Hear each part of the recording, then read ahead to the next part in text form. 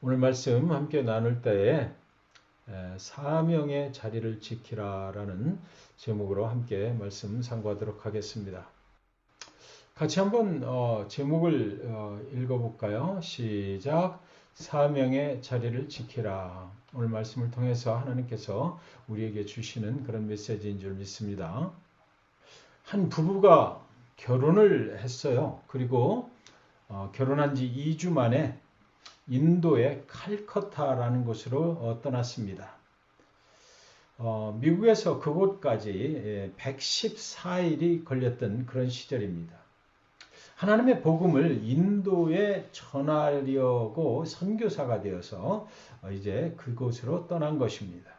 그런데 그들이 인도에 도착해서 보니까 여러 가지 그 국제적인 상황이 좋지를 않아서 그들은 인도에 머물 수가 없어서 곧장 또 다른 나라로 가야만 했습니다. 그리고 이들이 도착한 곳은 그 당시 세상에서 가장 기독교에 대한 핍박이 심하고 억압을 하는 그런 나라 버마에 도착을 했던 것입니다. 그곳에서 이 선교사들은 참수형을 당하게 될지도 모릅니다. 거기서 또 십자가형을 당할 수도 있는 것입니다. 그때 그 나라에서는 정말로 그 기독교 신자들을 잡으면 목구멍에다가 뜨거운 그 난물을 갖다가 들이부어 가지고 고문을 하기도 하는 그런 시절이었던 것이에요. 두 사람이 이제 결혼 후에 이제 아기를 낳았는데 첫째 아이는 그 항해 중에 배에서 죽었습니다. 둘째 아이는 또 6살이 되었을 때에 뭔가 또 병에 걸려서 죽었어요. 이렇게 그들 앞에는 모진 고난이 기다리고 있었던 것이죠. 그 모진 고난 속에 그리스도를 전하는 일을 그들은 그래도 멈출 수가 없었던 것입니다. 그래서 버마에서 7년 동안 그들이 전하는 복음을 받아들이고 회심하고 또 기독교인이 된 사람은 그런데 단 한 명밖에는 없었다 그럽니다. 7년 동안을 사역을 했는데 단 한 명의 회심자를 하나님 앞에 인도한 것밖에는 없었어요. 그리고 또 그의 남편은 무장 경찰에 의해서 죽음의 집이라고 하는 그런 감옥에 또 갇히게 되었습니다. 감옥에서 남편은 밤마다 대나무 막대기를 이렇게 천장에서 내려와서 남편의 발에 쇠고랑을 채워가지고 거꾸로 달아매는 그런 상황에서 이렇게 감옥 생활을 해야만 했던 것입니다. 수용자들은 밤새도록 거꾸로 매달아서 피가 나고 멍이 들며 그곳에서 그렇게 잠을 자야만 했던 것이에요. 매일 오후 3시가 되면 2명의 간수가 들어와서 2명의 수용자를 끌고 나가서 밖에서 처형을 해버리는 것입니다. 날마다 이번에는 누가 죽을 차례인가 두려움 속에 있어야 했어요. 그날 하루 견뎌봐야 사실은 그들에게는 거기에 갇혀있는 자들에게는 고작 24시간 생명이 연장된다라는 그거밖에는 더 이상 소망이 없었던 것입니다. 남편이 감옥에 있는 동안 아내는 딸 아이를 등에 업고 다니면서 젖을 얻어먹이고 또 복음을 전했던 것입니다. 그러나 그 아이도 결국 죽고 말았지요. 선교사로서의 그 땅에서 12년이 되는 해까지 고작 18명의 회심자를 얻었을 뿐입니다. 라고 기록에 남아 있습니다. 그들이 설령 우리는 이제 더 이상은 선교사로 살고 싶지 않습니다. 라고 고국으로 돌아온다 하더라도 누가 그들을 비난할 수가 있겠습니까? 그들의 이름은 저드슨 선교사 부부입니다. 미국 최초로 남침내 교단에서 파송된 그런 선교사 부부였어요. 얼마 후 하나님은 남편 선교사를 감옥에서 나오게 하셨고 그 부부의 사역에 풍성한 열매를 그 뒤로 이제 맺을 수 있도록 인도해 주셨던 것입니다. 그렇게 어려운 상황 속에서도 그들은 자신들이 있어야 할 자리가 버마의 감옥이었다는 것을 의심치 않았다. 그렇게 기록이 되어 있더라고요. 그 사명의 자리에서 우리를 기다리고 있는 것은 그리스도를 위해 핍박받는 것이었습니다. 그들이 받은 사명의 자리는 그리스도를 위해서 그들이 핍박을 받는 그런 자리였다. 그들의 고백입니다. 왜냐하면 그 자리는 하나님이 우리에게 주신 사명의 자리였기 때문입니다. 그들이 그렇게 고백을 하는 것이에요. 그들은 그 사명의 자리가 고난의 자리였다라는 것을 받아들였던 것이지요. 하나님께서 저와 여러분을 고난의 자리로 보내신다면 우리는 그것조차도 사명이다, 하나님이 주신 사명이다라고 받아들일 수가 있겠습니까? 사랑하는 여러분, 그러나 사명자는 사명의 자리에 있을 때 가장 안정적이다라는 것이죠. 저와 여러분은 지금 내가 스스로 원해서 찾아간 자리가 아닌 하나님의 부르심에 순종한 사명의 자리에 있습니까? 오늘 본문을 은혜를 나누면서 이런 질문을 우리가 갖게 되는 것입니다. 당신에게 주신 하나님의 사명은 무엇입니까? 라는 것이죠. 오늘날 저와 여러분에게 주신 하나님의 사명은 무엇입니까? 저와 여러분이 오늘도 하루를 살아갑니다. 또 다음 주 한 주간을 또 살아가야 될 것입니다.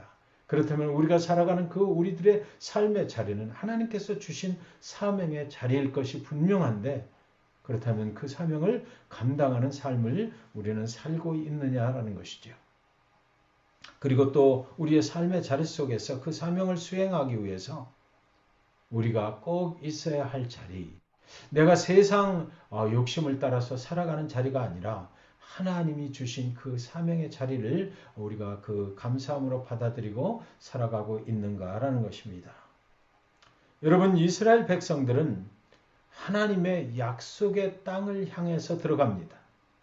모세 후에 여호수아의 인도함을 받으면서 그들은 한 번도 전에는 밟아보지 못한 미지의 땅 가나안을 하나님의 약속만을 믿고 들어가는 것이에요.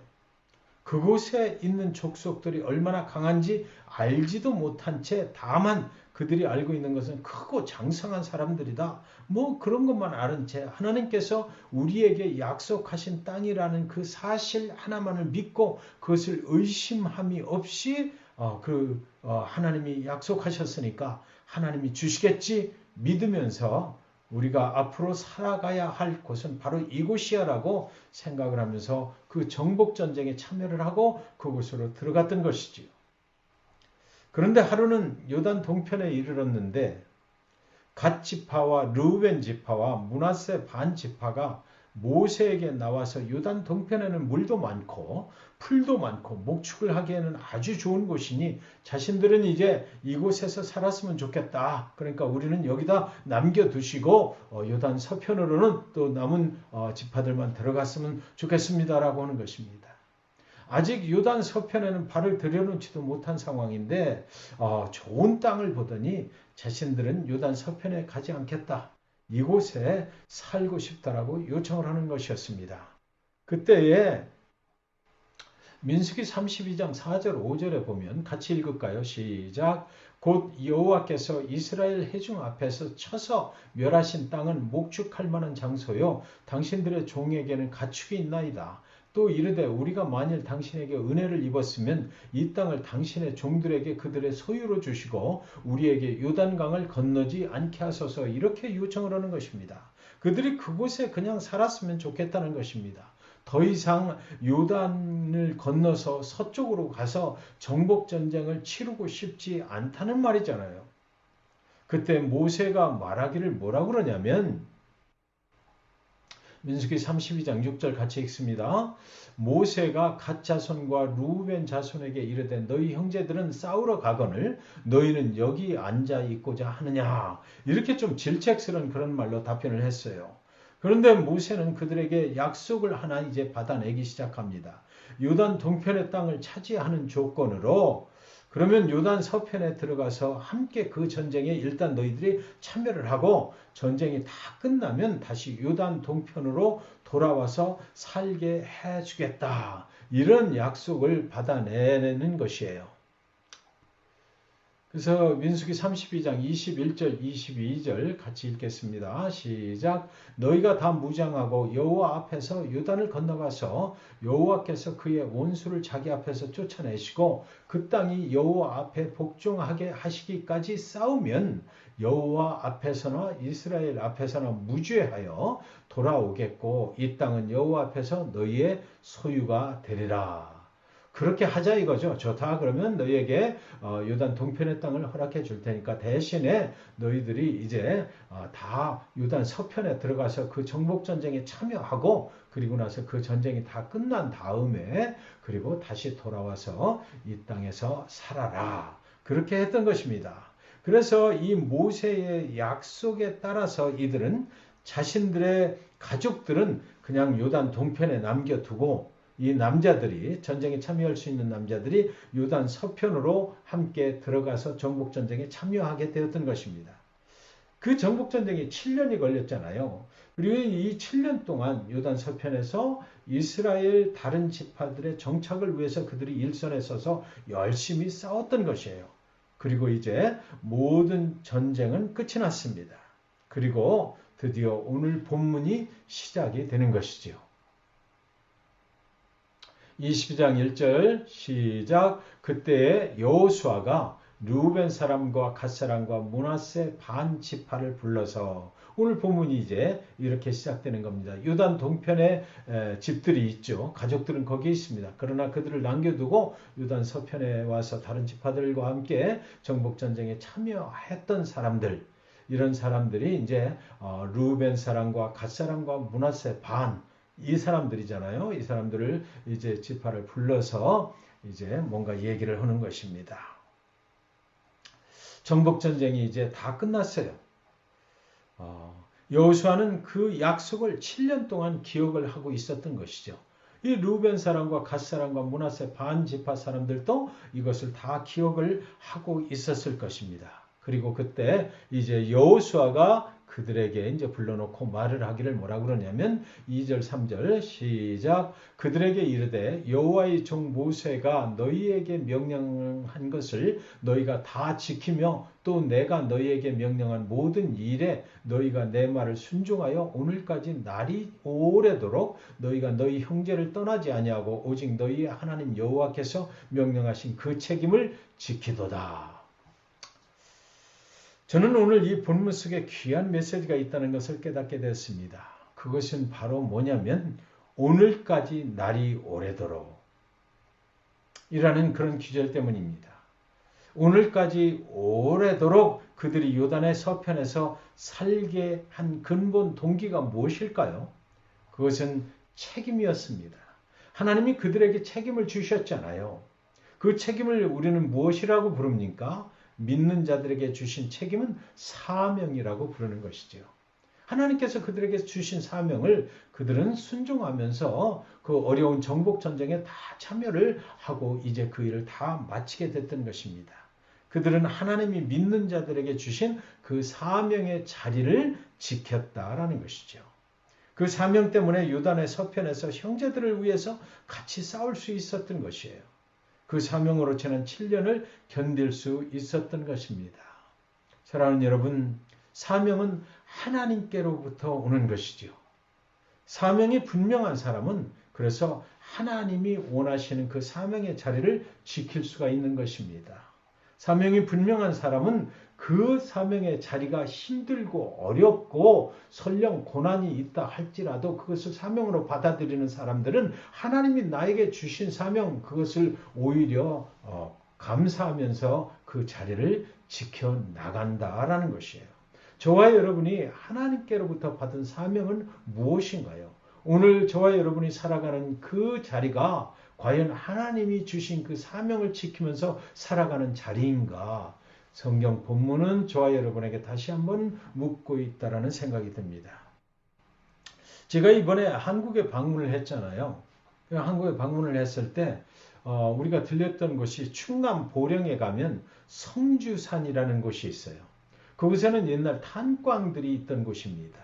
그 성주산 주변에 있는 그쪽으로 가니까 탄광 박물관이 있더라고요. 그래서 거기를 들린 적이 있습니다.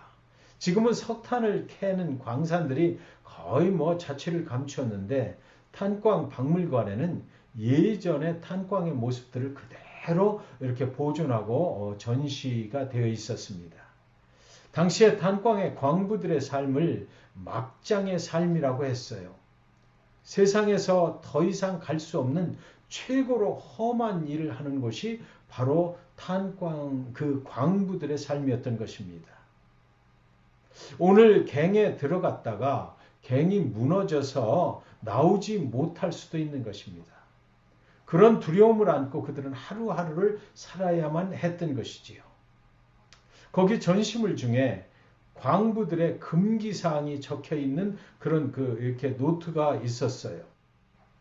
그 중에 마음이 울컥하는 금기사항이 하나 눈에 띄었는데 그들이 금기로 하는 것 중에 하나는 무엇이냐면 바로 출근을 할 때는 다녀오겠다는 인사를 하지 않는다는 것이었습니다.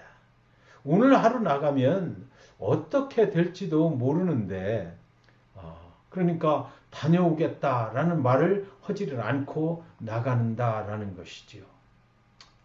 오늘 하루 어떤 일을 당하게 될지 알지 못하는 삶을 살았다는 것이고요.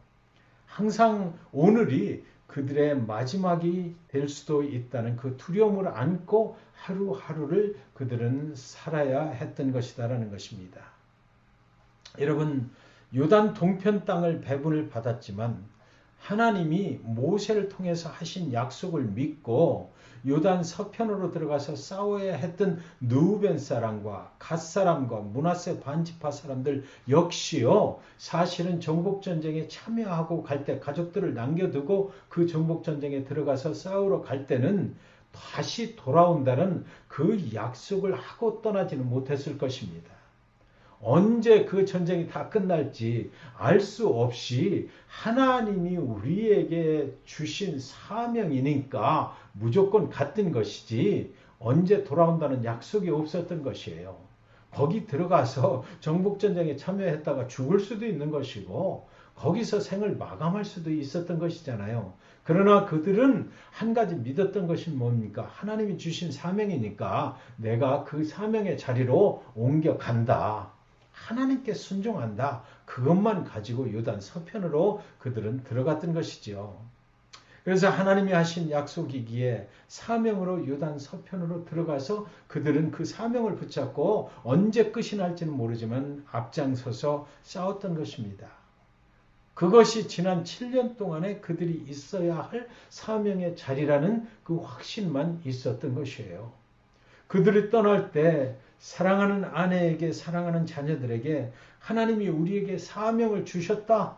나는 그래서 그 사명의 자리로 가는 것이다. 라고만 말할 수 있었지 내가 언제 돌아올게 라고 할 수는 없었다라는 것이지요. 하나님이 주신 사명에는 문서가 없어요. 하나님이 주시는 그 사명에는 계약 기간이 명시되어 있지를 않다라는 것입니다.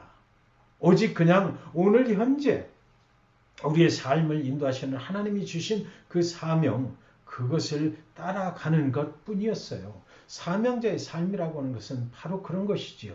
저드슨 부부가 그 인도로 가서 거기서 하려고 자기들은 생각을 했지만 선교의 내용이 거기 가보니까 되지를 않는 거예요. 그래서 다시 또 하나님이 주시는 곳으로, 길이 열리는 곳으로, 그곳이 하나님이 사명이 주시는 자리다라고 그들은 삶을 옮겨가서 보마에 가서 그 고난을 받으면서도 그 고난이 언제 끝날지 알지도 못하면서도 그것이 하나님의 사명이다라는 그 믿음 하나 때문에 그들의 정말 생명을 다하기까지 그 자리를 지켰던 것, 그것이 바로 하나님을 믿는 자들이 하나님의 사명을 가지고 살아가는 자리다라는 것이죠.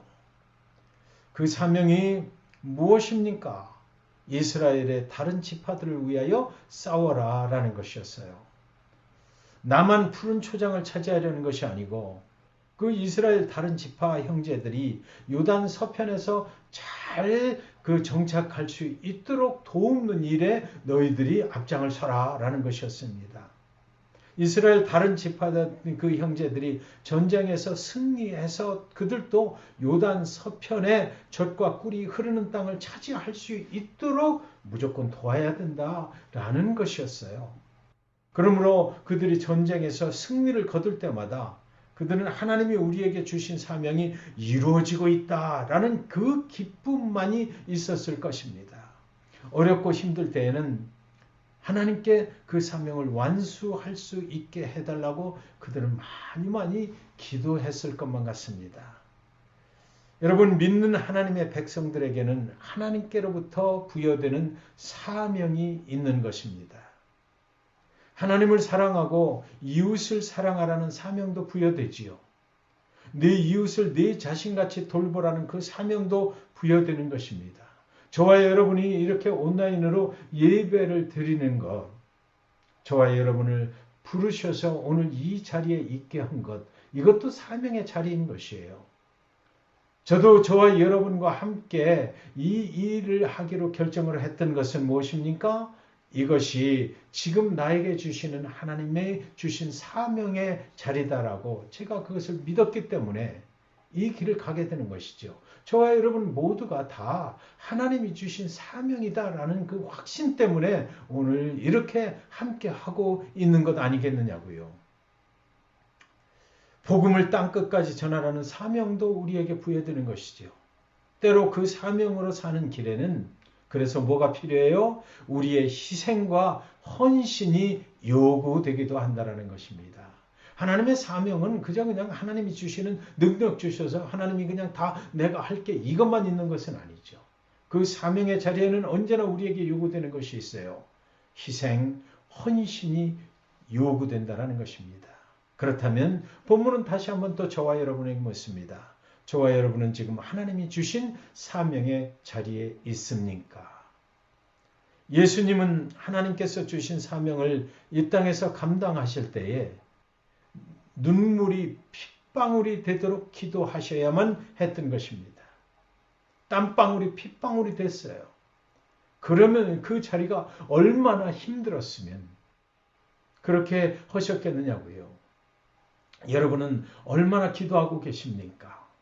인간적인 절망과 그 인간적인 낭망을 이길 힘이 없어서 그는 하나님께 매달리면서 그렇게 땀방울이 핏방울이 되도록 예수님은 기도하면서 그 사명의 자리를 견디어 나가셨던 것입니다. 그분의 사명은 뭡니까? 죽어야만 하는 자리였잖아요. 모든 수모를 당하면서 핍박을 당하면서 조롱을 당하면서 묵묵히 잠잠히 그의 생명을 십자가에 내어주는 것이 그분의 사명의 자리였던 것입니다. 여러분, 르우벤 사람과 갓 사람과 므낫세 반 지파 사람들은 지난 7년이라는 시간 동안 얼마나 그냥 중간에서 포기하고 사랑하는 가족들이 기다리고 있는 요단 동편으로 그냥 돌아가 버리고 싶지 않았을까요? 하나님도 좋지만 내가 살 땅도 아닌데 내가 왜 여기 와서 이 고생을 하고 다른 지파들을 도와주어야만 하나 그런 생각도 많이 들었을 것입니다. 그냥 오늘은 전쟁에 나가는 척하고 요단의 동편에 두고 온 사랑하는 아내와 자녀들을 보러 가버리고 싶지 않았을까요? 그러나 그들은 인내하고 참고 그 정복전쟁에 계속해서 앞장서서 싸워야만 했던 것입니다. 그렇게 지난 7년을 자신의 인생을 하나님이 주신 사명으로 살아야 했던 것이에요. 여기 가만히 생각해 보세요. 그들에게는 이미 배분된 땅이 있습니다. 요단 동편에 있어요. 그러나 이 땅에서 자신들은 수고하고 싸움, 전쟁에, 정전쟁에 참여를 하지만 그렇게 헌신을 하지만 이 땅은 자기들 것이 아닙니다. 순전히 다른 지파들을 위해서 싸우는 것이지요. 그런데도 불구하고 그들이 그 땅에서 싸울 수 있었던 것은 뭐예요? 하나님이 주신 사명이라는 확신. 그것 때문에 견딜 수 있던 것이지요. 그런데 이제 그 정복전쟁이 다 끝났어요. 그리고 그 사명의 자리를 이제는 다시 옮겨서 요단 동편으로 돌아갈 수 있는 시간이 되었다라는 것입니다. 그때 하나님은 여호수아를 통해서 성실히 그 사명을 그동안 감당한 그들을 축복하시는 것이에요. 22장 5절 말씀 함께 봉독합니다. 시작. 오직 여호와의 종 모세가 너희에게 명령한 명령과 율법을 반드시 행하여 너희의 하나님 여호와를 사랑하고 그의 모든 길로 행하며 그의 계명을 지켜 그에게 친근히 하고 너희의 마음을 다하며 성품을 다하여 그를 섬길지니라 하고 여호수아가 그들에게 축복하여 보내매 그들이 자기 장막으로 갔더라. 그들에게 여호수아가 축복하여 보내매 그들의 장막으로 돌아갔더라 그랬습니다. 이제 하나님은 그들의 사명의 자리를 다시 요단 동편으로 옮겨 놓으시는 것입니다. 그동안 요단의 서편에서 다른 지파들을 위하여 싸우는 그 자리에서 이제는 요단 동편 너희의 장막으로 돌아가서 그곳에서 하나님이 주시는 사명을 감당하며 살라는 것이었어요. 요단 동편 그들의 장막에서 무슨 사명으로 또 살라고 하시는가? 오늘 본문에 있는 거죠. 첫째는 영적인 축복을 받으며 살라는 것입니다. 하나님만을 경외하며 살라는 것이에요. 너희의 하나님 여호와를 사랑하고 그의 모든 길로 행하며 그의 계명을 지켜 그에게 친근히 하고 이 말씀 같이 한번 읽도록 하겠습니다. 시작. 너희의 하나님 여호와를 사랑하고 그의 모든 길로 행하며 그의 계명을 지켜 그에게 친근히 하고 너희의 마음을 다하며 성품을 다하여 그를 섬길지니라. 아멘입니다. 너희의 마음을 다하여 성품을 다하여 여호와를 섬기며 살라는 것입니다. 요단 동편으로 돌아가서 이제는 이 말씀을 기억하면서 새로운 사명으로 또 이게 주어지는 것입니다. 하나님 여호와를 사랑하라. 그의 모든 길로 하나님이 인도하시는 대로 살고 그의 율법을 지켜 말씀을 지켜 또 하나님과 항상 가깝게 지내고 너희의 마음을 다해서 성품을 다해서 하나님을 섬기면서 그곳에서 이제 살아라. 여호수아가 그들을 축복하면서 그들을 보내면서 그 사명을 새로운 사명을 준 것입니다. 사랑하는 여러분, 우리의 인생들의 순간들은 각종 선택들로 각종 결정들로 채워져 있는 것입니다. 여호수아가 그들에게 권면하는 말에는 항상 여호와를 선택하면서 살라고 그랬어요. 여러분, 우리가 오늘 한 가지 일을 하기로 선택한다는 의미는요, 그 한 가지 일을 하기로 결정하기 위해서 다른 여러 가지 일들을 포기하는 결정을 해야 된다는 것이죠. 여러분, 하나님 여호와만을 경외하며 살기 위해서 그 결정을 저와 여러분이 오늘 한다면 그 하나님 여호와를 섬기는데 방해되는 다른 모든 것들을 포기하는 그런 결정을 우리가 해야만 하나님 여호와만 섬길 수 있게 된다는 것이에요. 다른 모든 것들도 가지고 있으면서 그것을 포기하지 않은 채 오직 여호와 하나님만을 섬길 수는 절대로 없다라는 것이죠. 여러분이 오늘 하나님만을 경외하며 산다고 결정을 하신다면 그 말은 하나님이 원하시지 않는 다른 많은 일들을 하나님을 경외하기 위하여 다 포기한다는 의미가 되는 것입니다. 우리가 오늘 무엇을 선택한다는 의미는 그래서 오늘 우리는 무엇을 포기해야 하는가라는 질문을 동시에 갖게 된다는 말이에요. 여러분은 잘 아시는 D.L. 무디 있지 않습니까? D.L. 무디는 물이 가득한 컵을 가지고 설교하면서 회중들에게 이렇게 물었다고 합니다. 이 물이 가득한 컵을 가지고 그것을 보여주시면서 이렇게 물었어요. 여러분, 이 컵에는 물이 지금 가득 채워져 있습니다. 그런데 이 컵에 우유를 가득 채우려면 어떻게 해야 할까요? 그리고 나서 우유 한 병을 또 보여주는 것입니다. 그리고는 그는 회중들이 보는 앞에서 컵에 들어있는 물을 다 쏟아 버리고 그리고는 우유를 그 컵에 가득 부어서 컵을 채웠습니다. 아주 간단한 것인데도 이것을 가지고 포기하지 아니하면 새로운 것으로 채울 수 없습니다라고 그는 설교를 했던 것이에요. 전심으로 하나님을 예배하려면 전심으로 하나님을 예배하는데 방해가 되는 것부터 버리고 포기할 수 있어야 된다라는 것이 D.L. 무디의 그날 설교의 핵심 주제였던 것입니다. 여러분, 여호수아가 그들을 축복할 때에 축복의 통로가 되라고 또 사명을 주었습니다. 그 땅 요단 동편으로 들어가면 너희는 축복의 통로가 되어야 된다라고 그랬어요. 22장 8절 말씀 시작. 말하여 이르되 너희는 많은 재산과 심이 많은 가축과 은과 금과 구리와 새와 심이 많은 의복을 가지고 너희의 장막으로 돌아가서 너희의 원수들에게서 탈취한 것을 너희의 형제와 나눌지니라 하며 그랬습니다. 여호수아는 영적인 말로만 그들을 축복한 것이 아니더라고요. 그동안 전쟁에서 탈취한 전리품들 중에서 아주 좋은 것들을 그들에게 준 것입니다. 이것을 가지고 돌아가라는 것이죠. 이제 그들은 은과 금과 구리와 새와 쉼이 많은 의복을 가지고 개선의 장군들처럼 축복 가운데 요단강 동편의 가족들에게 돌아가는 것이에요. 영적으로 또 물질적으로 그들을 여호수아는 축복해서 보내는 것입니다. 여호수아는 말해요. 그것을 주면서 말하기를 뭐라고 그래요? 너희의 형제와 나눌지니라. 그 축복을 거기 가서 다 나누면서 살라라는 것이지요. 하나님은 저와 여러분에게 사명만 주시는 하나님이 아니십니다. 그 사명을 주셨다면 그 사명을 잘 감당할 수 있도록 필요한 건강도 주시고 물질도 주시는 분이시다라는 것이에요. 주시되 넘치게 주셔서 그 사명을 감당할 때 조금도 불편함이 없이 감당하도록 해주시는 그런 하나님이시다라는 것입니다. 아까 말씀드렸죠.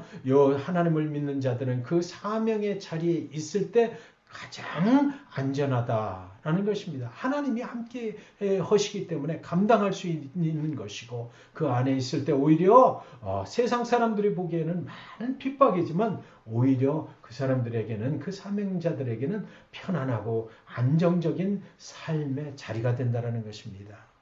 영적인 축복하심과 물질의 축복과 그동안 7년의 전쟁 속에서도 하나도 다친 것 없이 건강하게 지켜주신 그 축복을 가지고 그들은 너희의 형제들과 나누라라는 그 또 하나의 사명을 들고 그들의 자리 요단의 동편으로 돌아가는 것입니다.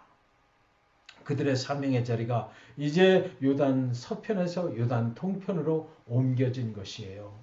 저와 여러분이 인생을 살다가 그런 때 있잖아요. 뭔가 결정을 하고 뭔가 또 삶의 자리를 옮겨야 되고 또 새로운 사업도 계획을 하고 이런 모든 것들은요. 사실은 우리 믿는 자들에게는 사명의 자리를 옮겨가는 그런 과정이 되는 것이지요.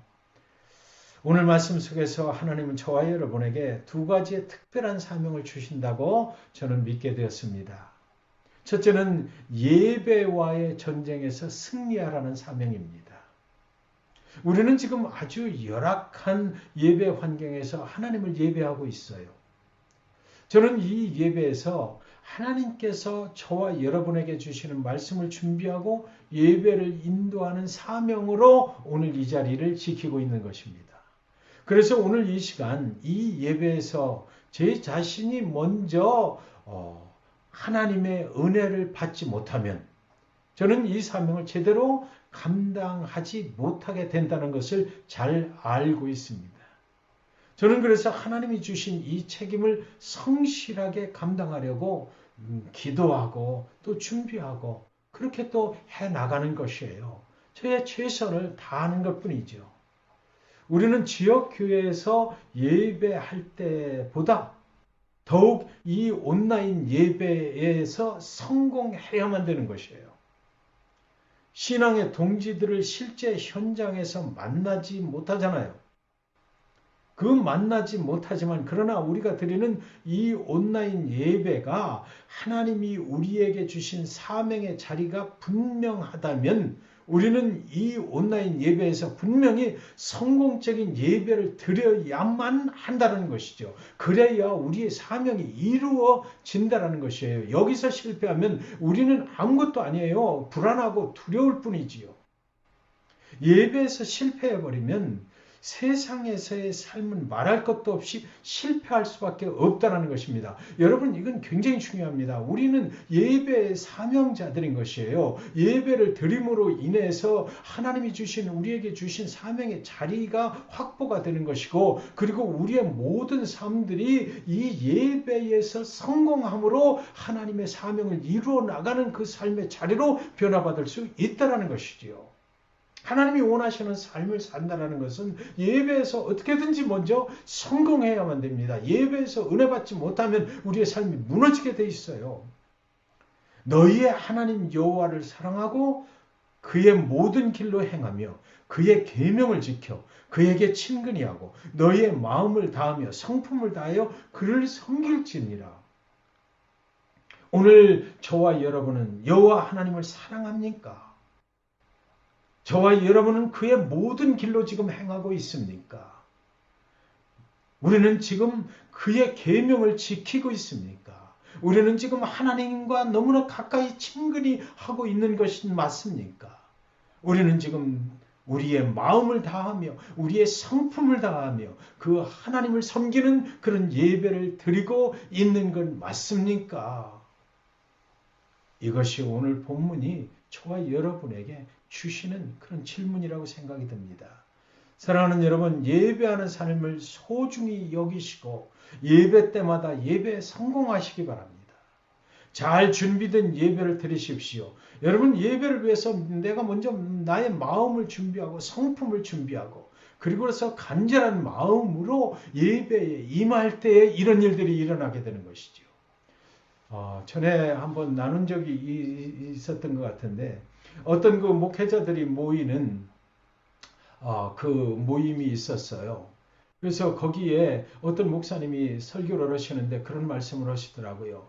자기는 원고를 잘 준비해서 자기의 그 설교 차례가 되면 나가서 이제 설교할 준비를 하고 있었대요. 그래서 앞에서 두 분이 먼저 설교를 하시는데 자기는 막 준비를 하고 내 차례가 빨리 왔으면 좋겠다 막 뛰어나갈 준비를 하는 건데 이분들이 막 이제 설교를 하시는데 너무 잘 준비된 그런 은혜스러운 설교를 막 하시니까 자기는 정말 그 성령의 임재 안에 억눌려 가지고 이제는 자기가 나갈 차례가 되어도 정말 너무 이렇게 그 은혜 속에 있어서 내가 꼭 나가야 되나? 그러지 않아도 되겠다라는 그런 생각이 들었다고 합니다. 그러나 그럼에도 불구하고 그는 자기 차례가 되었을 때 팍 하고 뛰어나가서 그때부터 하나님이 자기에게 주신 그 설교를 하셨다고 그래요. 우리는 이런 거죠.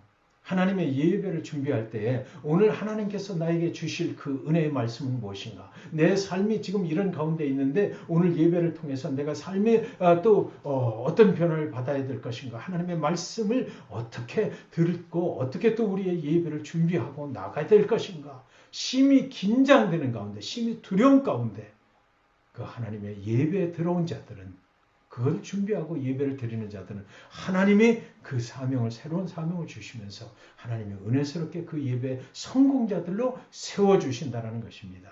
예배에 성공하면 그래서 우리의 삶의 자리에 돌아와서도 축복의 통로가 되어서 하나님의 사명을 잘 실행해 나가는 하나님의 복된 삶을 살게 된다는 것이지요.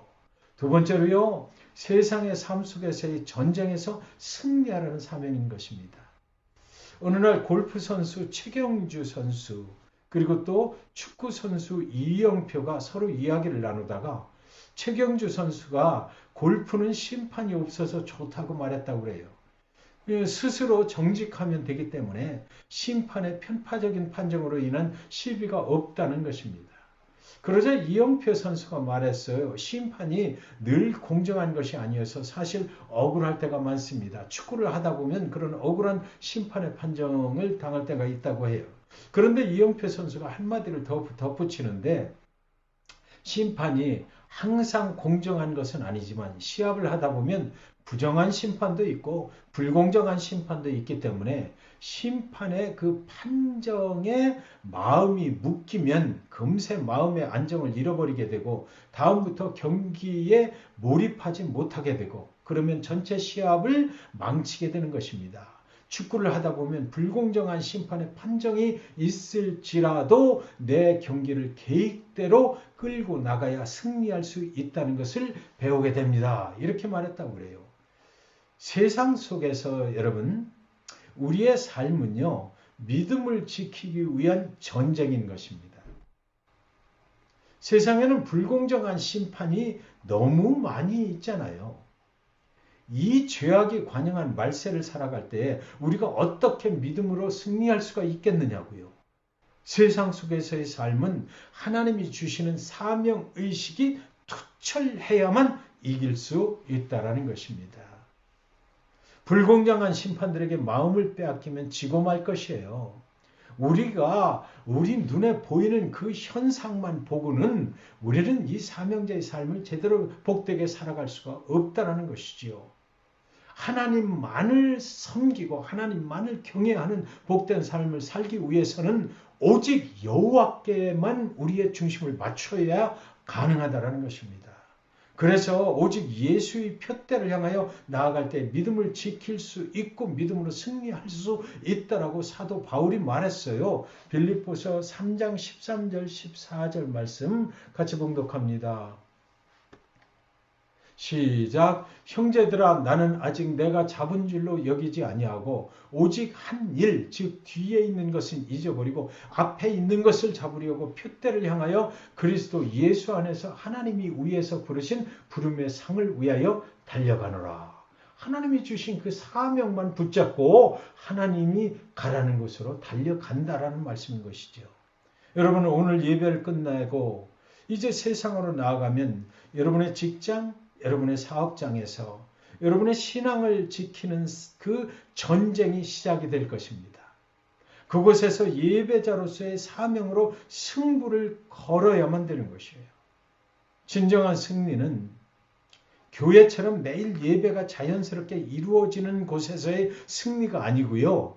진정한 승리는 무엇이냐면 예배할 수 없는 상황 속에서도 예배할 수 있을 때 진정한 예배자로의 축복이 임한다라는 것입니다. 여호수아는 이제 너희 장막으로 돌아가라. 그리고 그곳에서 축복의 통로가 되라는 사명으로 그들을 축복하면서 요단의 동편으로 그들을 돌려보냅니다.